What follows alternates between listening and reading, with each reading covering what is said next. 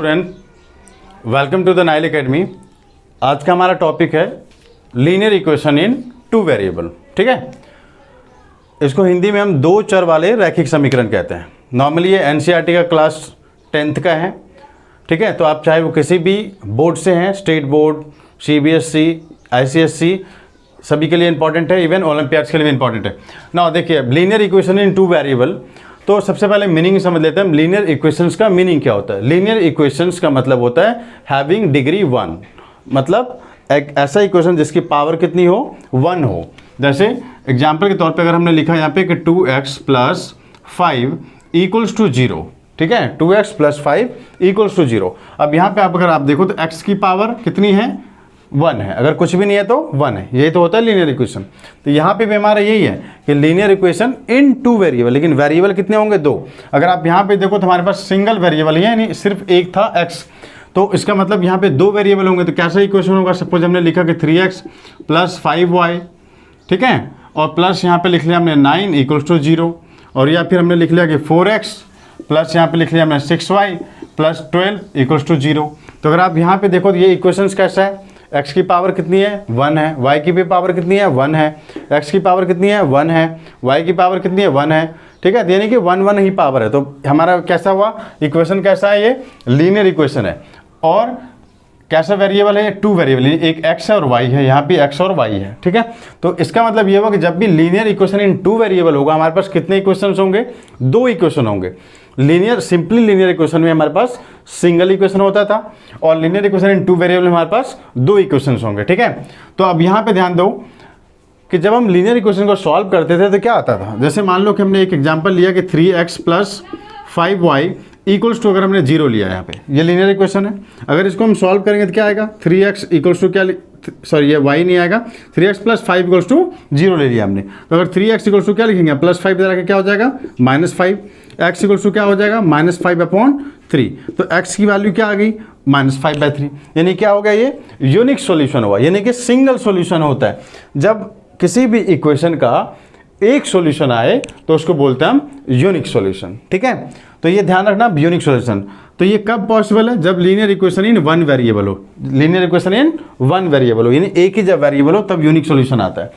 अब यहाँ पे हमारे पास क्या है, लीनियर इक्वेशन इन 2 वेरिएबल, यानी वेरिएबल 2 हैं, है तो ये linear equation he, but variable कितने हैं, 2 हैं। तो इसका मतलब क्या, यहाँ पे भी यूनिक सॉल्यूशन ही होगा सब में?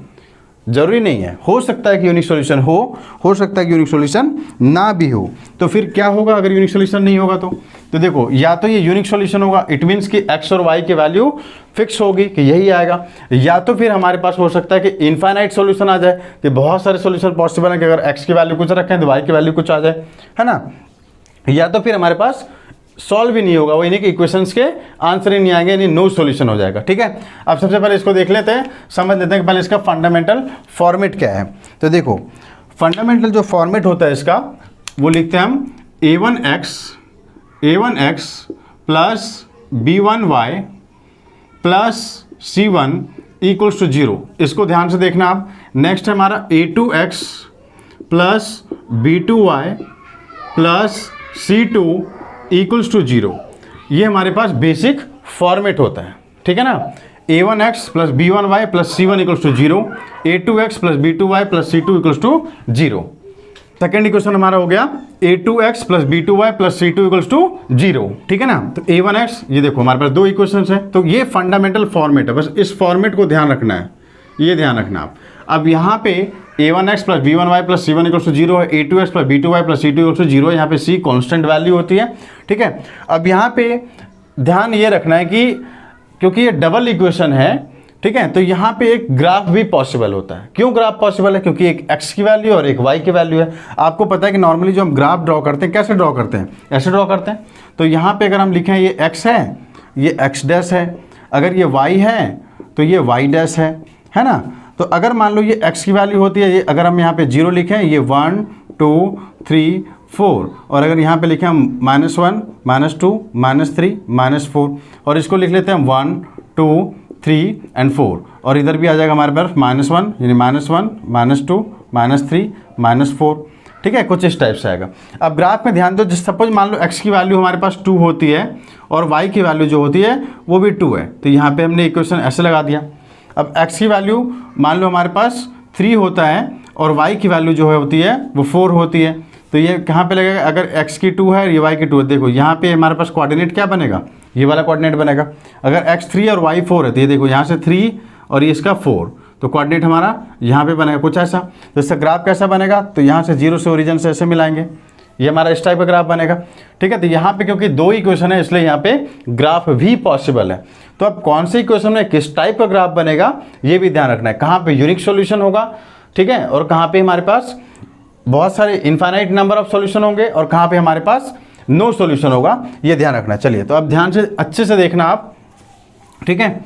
चलो, अब सबसे पहले तो ये आप देख लो, अभी हमने जैसे देखा कि यूनिक सॉल्यूशन होता था, इसमें यूनिक सॉल्यूशन कब होता है? तो यूनिक सॉल्यूशन होता है when a1 upon a2 is not equals to b1 upon b2। ये ध्यान रखना आप, जब a1 upon a2 b1 upon b2 के इक्वल नहीं हो तो ये कैसा सॉल्यूशन होगा? यूनिक सॉल्यूशन होगा। तो यहाँ पे क्या लिख सकते हो आप? सॉल्यूशन कैसा होगा इसका? Unique solution. कैसा सॉल्यूशन होगा? Unique solution. ठीक है, फॉर एग्जांपल अगर हम यहाँ पे लिखें कि ये है 2x प्लस 5y, ठीक है, और यहाँ पे हमने लिख लिया प्लस 3 इक्वल्स टू 0, और ये हमने लिख लिया अगर 3x और प्लस में हमने यहाँ पे लिख लिया 9y प्लस 6 इक्वल्स टू 0। तो अगर आप यहाँ पे देखो a1 क्या है हमारे पास? a1 कितना है? 2 है ना, 2, क्योंकि a1 x यानी x वाले के साथ जो होता है उसको बोलते हैं हम a1। a1 कितना है? 2। नेक्स्ट देखो a2 कितना है हमारे पास? तो a2 के साथ x के साथ जो होता है नीचे वाले इक्वेशन में, तो ये x कितना है? 3 है, a2 की वैल्यू 3 है। नेक्स्ट b1 अगर आप देखें तो b1 क्या होता है? y के साथ जो वैल्यू होती है, तो y के साथ कितनी है वैल्यू? 5। अगेन b2 की वैल्यू कितनी है हमारे पास? जो y के साथ होता है सेकंड इक्वेशन में, तो कितना है? 9। ठीक है, तो अगर आप रेशियो में लिखोगे, आप यहाँ पे C1 देखो 3 एंड 6 है, हम लिख सकते हैं इसको C1 की वैल्यू 3 है, C2 की वैल्यू कितनी है? 6 है ना। तो अगर आप रेशियो में लिखें इसको कि a1 अपॉन a2, अगर a1 अपॉन a2 करेंगे तो कितना आया? ये 2/3। फिर यहीं पे लिखे आप b1 अपॉन b2, तो b1 अपॉन b2 कितना आ जाएगा? ये 5/9। तो अगर आप देखो यहाँ पे क्या 2/3 5/9 के इक्वल है? नहीं है, तो हम लिख सकते हैं ना कि a1 upon a2 is not equals to b1 upon b2। ठीक है, कि a1 upon a2 b1 upon b2 के इक्वल नहीं है। तो अगर ऐसा होता है तो हम यहाँ पे लिखेंगे इसका सॉल्यूशन कैसा होगा? यूनिक सॉल्यूशन होगा। क्या होगा? यूनिक सॉल्यूशन होगा। अब ये यूनिक सॉल्यूशन कैसे होगा? तो देखो, इसको इक्वेशंस को हम सॉल्व करके चेक कर सकते हैं। तो सॉल्व कैसे करेंगे? सॉल्व करने के 3 तरीके हमारे पास, 3 मेथड्स हैं, 3 मेथड हैं। पहला मेथड होता है हमारे पास सब्स्टिट्यूशन मेथड। फर्स्ट मेथड कौन सा होता है? Substitution method. अभी मैं बताऊंगा आपको कि कौन सा, किस टाइप का सब्स्टिट्यूशन मेथड हम कैसे करेंगे। सेकंड मेथड होता है हमारे पास एलिमिनेशन मेथड, यानी वहाँ पे हम वैल्यू को एलिमिनेट कराते हैं, किस चाहे हम x की या y की किसी को भी एक को एलिमिनेट कराएंगे और वैल्यू सॉल्व कर लेंगे। थर्ड होता है हमारे पास क्रॉस मल्टीप्लिकेशन मेथड। ठीक है, तो तीनों को हम सीखेंगे। तो सबसे पहले हम ये समझ लेते हैं कि किस किस टाइप का सोल्यूशन होता है। आपको यहाँ तक ये तो समझ में आ गया कि यूनिक सोल्यूशन किस कंडीशन में होता है, ये समझ में आ गया ना। चलिए ठीक है, आगे देखते हैं हम इसमें। चलो आगे, अगर सपोज मान लो, बिल्कुल ये फॉर्मेट लर्न रखना आपकी a1x plus b1y plus c1 equals to 0, a2x plus b2y plus c2 equals to 0। Second equation अगर हमारे पास होता है कि a1 upon a2 equals to b1 upon b2 equals to c1 upon c2। यहाँ ध्यान रखो, अगर तीनों ही क्या हो? इक्वल हो, a1 upon a2 equals to b1 upon b2 equals to c1 upon c2। तो यहाँ पे अगर आप सोचो तीनों ही अगर इक्वल हैं तो इसके सॉल्यूशन कितने हो सकते हैं? क्या सॉल्यूशन हो सकता है इसका? तो इसका जो सॉल्यूशन होगा यहाँ पे हमारे पास इनफाइनाइट मैनी सॉल्यूशन। क्या हो सकता है? Infinite many solution. तो क्या लिखेंगे हम? Infinite many solution, infinite many solution. ठीक है, इनफाइनाइट मैनी सॉल्यूशन। इनफाइनाइट का मतलब बहुत सारे पॉसिबल हो सकते हैं, मैनी सॉल्यूशन। इसको हम दूसरे लैंग्वेज में ये भी लिख सकते हैं, क्या? Many solution, many solution. आगे समझ में? Infinite many solution. ठीक है, मतलब बहुत सारे सॉल्यूशन हो सकते हैं इसके। कैसे हो सकते हैं इसको समझते हैं। देखो कंडीशंस क्या है कि if a1 upon a2 equals to b1 upon b2 equals to c1 upon c2, तीनों इक्वल होना चाहिए। तो मान लो हमने एक इक्वेशन ले लिया कि 3x प्लस 4y, ठीक है, प्लस 5 इक्वल्स टू 0। दूसरा इक्वेशन हमारे पास है यहाँ पे मान लो आपके पास है 5x, ठीक है, प्लस 5x नहीं, इसको भी हम 3x ले लेते हैं, 3x और मान लो आपके पास है ये 8y प्लस 10 इक्वल्स टू 0, ठीक है। तो अब यहाँ पे देखो आप क्या होगा कि 3 अपॉन अगर 3 करेंगे हम, कितना आ जाएगा, ये 1 आ जाएगा। 4 अपॉन में करेंगे तो कितना आ जाएगा, 1/2 आ जाएगा। 5 अपॉन में 10 करेंगे तो कितना आ जाएगा, ये भी 1/2 आ जाएगा। इसको हम 6 ले लेते हैं। तो अगर सपोज मान लो 3x plus 4y plus 5 equals to 0 होता है, और ये होता है हमारे पास 6x plus 8y plus 10 equals to 0। तो ये ध्यान रखो, अगर हम पहले लिखेंगे a1 कितनी है, तो 3 है, a2 कितना है, 6 है, यहाँ पे फिर देखो b1 कितना है, 4 है। b1 समझ में आ रहा है ना, यहाँ से देखो आप y के साथ जो होता है उसको बोलते हैं b1 की वैल्यू, तो ये 4 है। b2 का वैल्यू कितना है, 8 है। c1 का वैल्यू कितना है, 5 है। c2 का वैल्यू कितना है, 10 है। अब इसको रेशियो में लिखने की कोशिश करते हैं। देखो मैं यहाँ पे लिख रहा हूँ आपको a1 upon a2। If you right a1 upon a2, तो a1 अपॉन a2 का मतलब 3/6। फिर लिखेंगे हम b1 अपॉन b2, तो b1 अपॉन b2 का मतलब 4/8। फिर लिखेंगे हम c1 upon c2, c1 upon c2 का मतलब 5/10। अब देखो यहाँ पे कैंसिल कर दो, 3 2 जा 6, 4 2 जा 8, 5 2 जा 10, तो मतलब a1 upon a2 equals to आ गया हमारे पास 1/2। b1 अपॉन b2 हमारे पास ये भी आ गया 1/2। c1 अपॉन c2 हमारे पास आ गया 1/2, ठीक है। अब इसका मतलब क्या हुआ कि a1 upon a2 equals to होता है हमारे पास b1 upon b2 equals to होता है हमारे पास c1 अपॉन c2। तीनों इक्वेशंस क्या हुए, इक्वल हो गए ना। a1 upon a2 equals b1 upon b2 equals c1 upon c2। It means कि अगर हमारे पास ऐसा इक्वेशन होता है, इस कंडीशन में तीनों ही इक्वेशंस क्या हैं, इक्वल हैं। अगर ऐसा होता है इस कंडीशंस में क्या होगा, इनफाइनाइट मेनी सॉल्यूशन, ठीक है, इनफाइनाइट मेनी सॉल्यूशन। और इसका जो ग्राफ बनेगा, ग्राफ कैसा बनेगा, इनफाइनाइट अगर मेनी बहुत सारे सॉल्यूशन होंगे तो, ठीक है। तो ग्राफ कैसा बनेगा, तो मान लो नॉर्मली हमने ग्राफ बनाया, तो इसका ग्राफ देखो, इसके पहले हमने बताया था कि जो इक्वेशन होते हैं, अगर a1 upon a2 is not equals to b1 upon b2 होता है, तो उसका जो होता है यूनिक सॉल्यूशन होता है। उसकी ग्राफ कैसे बनती है, तो ग्राफ इंटरसेक्ट करती है एट अ पॉइंट। कैसे करती है, इंटरसेक्ट एट अ पॉइंट। मान लो कि एक ऐसे गया लाइन, दूसरा ऐसे आया लाइन, तो ये वाला जो पॉइंट होगा ये x और y की वैल्यू होगी। देखो यहाँ से ये x की वैल्यू आ जाएगी और यहाँ से ये y की वैल्यू हो जाएगी। तो इसका जो ग्राफ होता है वो कैसा होता है, इंटरसेक्टिंग होता है, ठीक है। अब इस वाले का जो ग्राफ होगा, क्योंकि a1 upon infinite many solution है, बहुत सारे सॉल्यूशन है, तो इसका कैसा होगा, कोलिनियर ग्राफ बनेगा। कैसा बनेगा, कोलिनियर। कैसे कोलिनियर होता है, तो सपोज मान लो कि x की वैल्यू हमारी ग्राफ कुछ ऐसे आई है मान लो, तो y का भी ऐसा ही आएगा।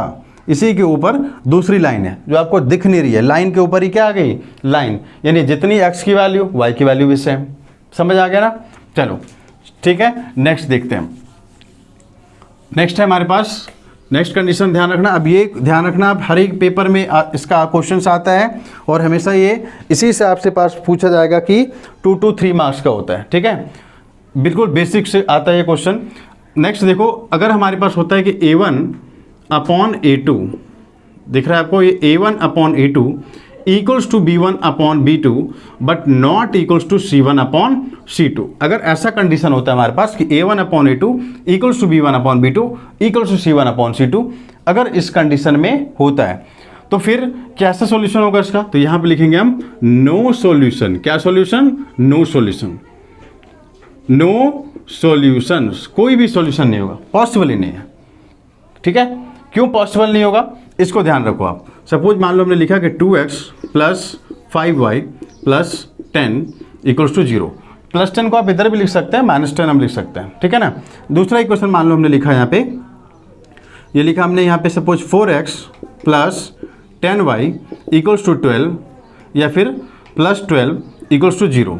ये कुछ हमारा ऐसा इक्वेशन है, ठीक है। अब यहाँ पे ध्यान दो, अगर हम इसको लिखें यहाँ पे देखो, a1 की वैल्यू कितनी है 2, a2 का वैल्यू कितना है 4, b1 की वैल्यू कितनी है 5, b2 का वैल्यू कितना है 10, c1 की वैल्यू कितनी है 10, c2 का वैल्यू कितना है 12। अब आप इसको रेशियो में लिखिए, a1 upon a2, a1 upon a2 कितना हुआ 2/4, b1 upon b2, b1 upon b2 कितना हो जाएगा 5/10, c1 अपॉन c2 कितना हो जाएगा, तो 10/12। ये बात समझ में आ रहा है ना, ये 10 है, ठीक है। अब ये कैंसिल करो, 2 2 जा 4, 5 2 जा 10, यहाँ से 2 से कर देते हैं, 2 5 जा 2 6 जा, तो a1 अपॉन देखो कितना आया, a1 अपॉन a2 ये आया आपके पास 1/2, B1/B2 कितना आया, ये आया हमारा 1/2। C1/C2 कितना आया हमारा 5/6। तो इसका मतलब क्या आया कि A1/A2 इक्वल्स टू आया हमारे पास B1/B2। देखो क्यों आया, क्योंकि ये भी 1/2 है और ये भी 1/2 है। क्या C1 भी अपॉन C2 भी इक्वल है? नहीं है, is not equals to C1/C2। It means A1/A2 equals to B1/B2 but not equals to C1/C2। ऐसा नहीं है। तो अगर नहीं है तो कैसा सॉल्यूशन होगा? नो सॉल्यूशन, यानी इसकी सॉल्यूशन पॉसिबल ही नहीं है। क्यों नहीं है? क्योंकि A1/A2 तो इक्वल है, C1/C2 के इक्वल नहीं है, इसलिए क्या होगा? No solution. और देखो जब नो सॉल्यूशन होता है इसका ग्राफ कैसा होगा? अगर हम ग्राफ बनाएंगे तो ग्राफ इसका कैसा बनेगा? तो ग्राफ बनेगा पैरेलल। मान लो एक लाइन ऐसे जा रही है तो दूसरी लाइन ऐसे जाएगी, ये क्या बनेगा? पैरेलल। ग्राफ कैसा बनेगा? पैरेलल। ठीक है, चलो अब एक और चीज़ इसमें देखना है हमें कि इक्वेशंस, कई बार पूछा जाता है कि इक्वेशंस क्या है, कंसिस्टेंट है या फिर इनकंसिस्टेंट है। कंसिस्टेंट या फिर इनकंसिस्टेंट, ध्यान रखना, एक कंसिस्टेंट इनकंसिस्टेंट से क्वेश्चन आता है और एक आपके पास यहाँ से क्वेश्चन आएगा जिसमें आपसे पूछा जाएगा कि ये किस टाइप का ग्राफ बनाएगा। ठीक है, कि किस टाइप की ये ग्राफ होगी या किस टाइप का ये सॉल्यूशन होगा। ठीक है, तो देख लेते हैं। देखो हमने फिर से एक फॉर्मेट लिख लेते हैं। क्या था हमारे पास? A1x plus B1y plus C1 equals to 0 और A2x plus B2y plus C2 equals to 0।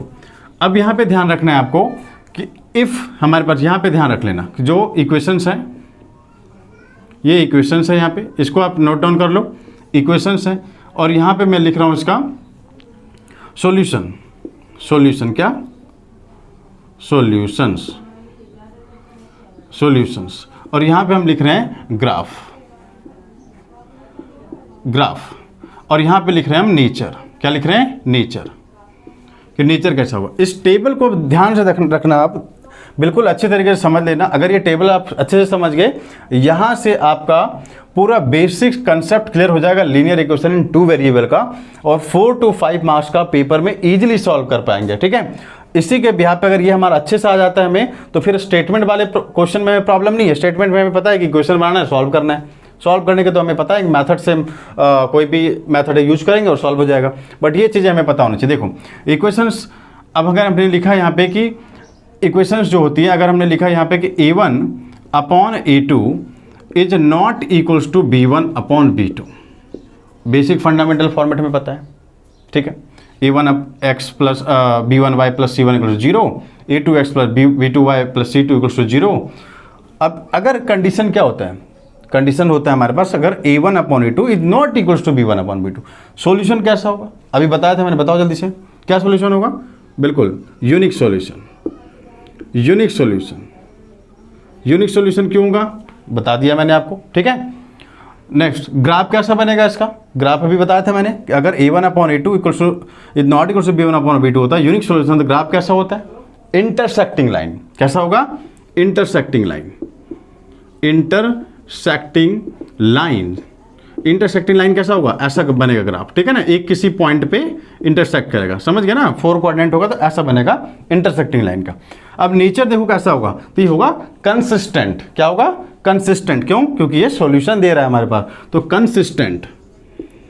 Consistent, ठीक है, कंसिस्टेंट। अब ये पूछा जाता है कि क्या इक्वेशन कंसिस्टेंट है या इनकंसिस्टेंट है। कैसे बताएंगे आप? इक्वेशंस को इस फॉर्मेट में होगा हमारे पास, इक्वेशन को देख लेंगे। अगर if A1/A2 is equals to B1/B2 तो बोल देंगे हम कंसिस्टेंट है।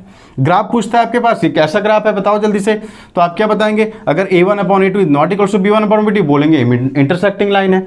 आपके पास पूछेगा सॉल्यूशन कैसा है इसका, तो आप अगर आपके पास होगा A1/A2 is not equals to B1/B2 तो बोलेंगे आप यूनिक सॉल्यूशन है। ठीक है, नेक्स्ट देखिए आप, अगर आपके पास होता है A1/A2 equals to B1/B2 equals to C1/C2, देखो यहाँ पे तीनों ही क्या है? इक्वल है। सॉल्यूशन कैसा होगा? Infinite many solution. कैसा होगा? इनफाइनाइट, इनफाइनाइट मैनी सॉल्यूशन, यानी बहुत सारे सॉल्यूशन पॉसिबल है। Infinite many solution. अब देखो इसका ग्राफ, ग्राफ वाले कॉलम में देखो आप, ग्राफ कैसा बनेगा इसका? अभी मैंने बताया था कि A1/A2 B1/B2 C1/C2 हो, तो ग्राफ कैसा बनेगा? कोलीनियर। कैसा बनेगा? कोलीनियर, कोलीनियर, कोलिनियर बनेगा। कोलिनियर कैसा होता है? लाइंस के ऊपर ही लाइन बनती है, लाइंस के ऊपर ही लाइन बनती है। ठीक है, ग्राफ भी समझ में आ गया। अब नेचर देख लेते हैं, कंसिस्टेंट या इनकंसिस्टेंट, क्योंकि ये देखो ग्राफ भी क्या है, इनफाइनाइट मेनी सॉल्यूशन, इसका मतलब हमारे पास सॉल्यूशन है, ये हमारे पास कोलिनियर बन रहा है, तो ये भी क्या होगा? कंसिस्टेंट। क्या होगा? कंसिस्टेंट। बिल्कुल ध्यान रखना, कंसिस्टेंट। नेक्स्ट देखो, अगर हमारे पास होता है A1/A2 equals to B1/B2 is not equals to C1/C2, तो हमारे पास सॉल्यूशन कैसा होगा? अभी मैंने बताया था कि if A1/A2 equals to B1/B2 but not equals to C1/C2, तो नो सॉल्यूशन। क्या होगा? No solution. कैसे सॉल्यूशन होगा? No solution. अब वैसे भी सोचो आपके, अगर मान लो किसी भी दो इक्वेशन के फर्स्ट पार्ट सेकंड पार्ट के इक्वल हो, but second part third part के इक्वल नहीं हो, तो कुछ तो उसमें इनकरेक्ट है। इट मीन्स क्या सॉल्यूशन है? No solution. ग्राफ कैसा बनेगा इसका? तो क्या बोलेंगे? पैरेलल। कैसा बनेगा? पैरेलल। पैरेलल ऐसा बनेगा, ठीक है ना, बिल्कुल लाइंस के जस्ट नीचे लाइन। पैरेलल क्या होती है? जिसके बीच का डिस्टेंस सेम हो। अब ये देखो इक्वेशन जब सॉल्यूशन ही नहीं है तो ये कैसा बनेगा? कंसिस्टेंट या इनकंसिस्टेंट? तो इनकंसिस्टेंट। क्या लिखेंगे? इनकंसिस्टेंट। इनकंसिस्टेंट। अब देखो आपको कंसिस्टेंट इनकंसिस्टेंट का एक नॉर्मल मतलब जनरल मीनिंग क्या होता है वो मैं एक्सप्लेन कर देता हूं। ठीक है, कंसिस्टेंट का मतलब आप जनरली समझ लो, इसका मतलब होता है ट्रू। क्या होता है? ट्रू। तो ये भी ट्रू लिख सकते हैं, और इसका मतलब क्या होगा? ये ट्रू है तो ये होगा फॉल्स, है ना, सिंपल है। अब देखो ये ट्रू क्यों है? क्योंकि A1/A2 is not equal to B1/B2 unique solution है, मतलब हमारे पास सॉल्यूशन आ रहा है, तो इक्वेशन कैसा है? ये सही है, मतलब कि इक्वेशन जो है वो सही है, इक्वेशन हमारे पास सही गिवन है, ट्रू गिवन है। तो इसको, क्योंकि हम linear equation in two variable पढ़ रहे हैं, तो इस फॉर्मेट में इसको बोलते हैं कंसिस्टेंट। तो आपसे पूछा जाएगा, सपोज कोई भी इक्वेशन से एक दे दिया आपको, मान लो आपके पास एक इक्वेशन गिवन है कि 2x + 5y + 7 = 0, और दूसरा इक्वेशन हमारे पास है कि 4x + 7y + 12 = 0। अब आपसे इक्वेशन पूछा गया कि ये इक्वेशन गिवन है, और आपको वहां पे गिवन है कि find whether this equation consistent और इनकंसिस्टेंट। ठीक है, कंसिस्टेंट और इनकंसिस्टेंट, कि फाइंड करो कि क्या ये इक्वेशन कंसिस्टेंट है या इनकंसिस्टेंट है। तो क्या करेंगे आप? तुरंत A1, A2, B1, B2, C1, C2 लिख लो सेपरेटली आप, और फिर क्या करेंगे? A1/A2 = B1/B2 = C1/C2। फिर इन्हीं तीन रेशियो में हमेशा कंपेयर करना है आपको।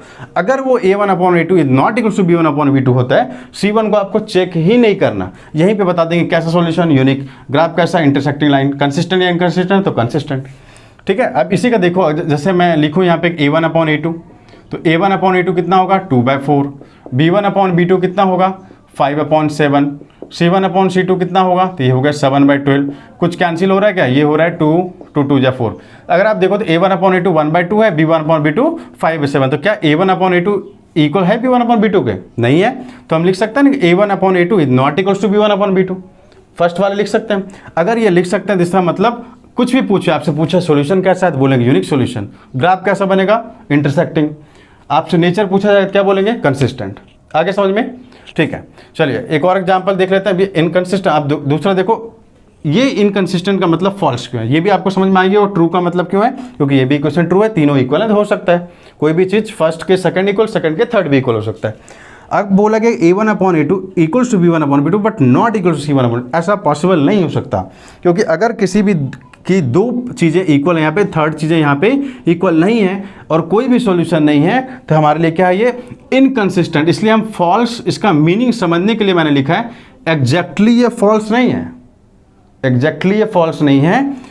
मतलब क्या हुआ कि इनकंसिस्टेंट है, यानी कि इनवैलिड है, उतना वैलिड नहीं है जितना वैलिड होना चाहिए। सॉल्यूशन तो नहीं है, ग्राफ तो पॉसिबल है, पैरेलल ग्राफ तो बन सकता है, इसलिए इक्वेशन कैसा होता है? इनकंसिस्टेंट होता है। अब इसका भी देख लीजिए आप, अगर इस वाले का हम चेक करना चाहें, मैं यहीं पे लिख देता हूँ।